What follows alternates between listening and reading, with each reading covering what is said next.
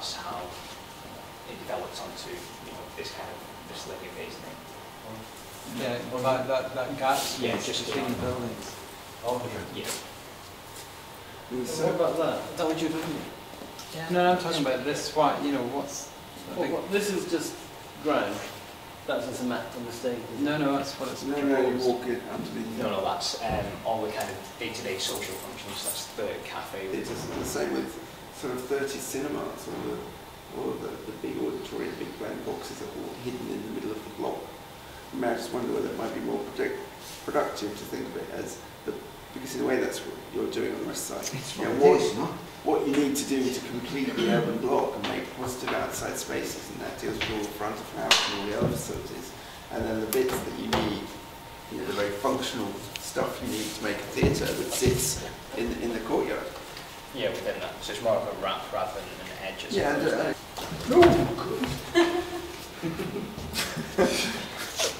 Architect gets himself over model. Yeah. Oh, the height is perfect.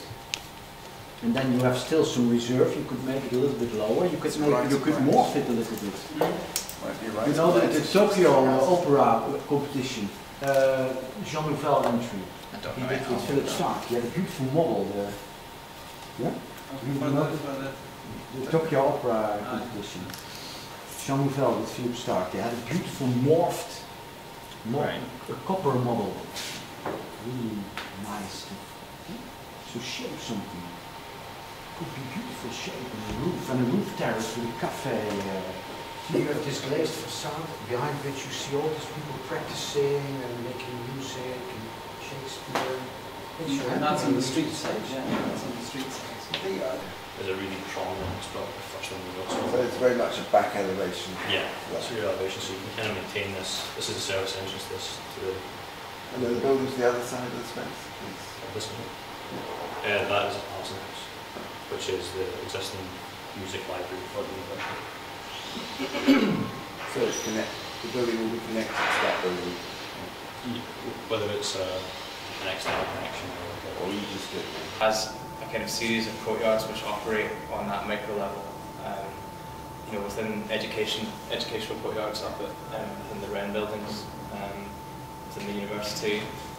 This is the new semi-opera wing for the Maritime Museum. The starting point for me was that this site should offer something within that network of courtyards, and it should give back.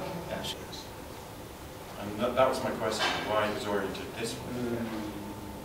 Don't forget that the market is down around that corner as well. And people are going to be flowing through to this market side to the west of you. You could encourage people into that central space, and the school could start earning money from that as well on Sunday, which is my favourite time to go to Greenwich Market and Borough Market on Saturdays.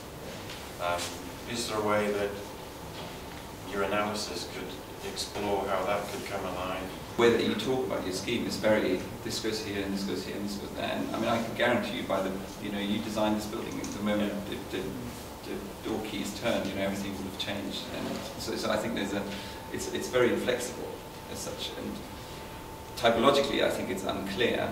And I think you've done it the wrong way around. I think you need to define what you want from this building before you start sort of, because then you can say, well, things can go here, they can go there as well.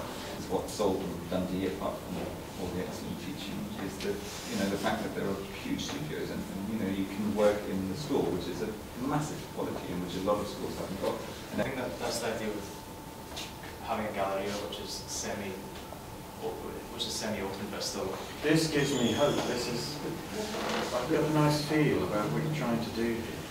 But I think I think that's partly the question.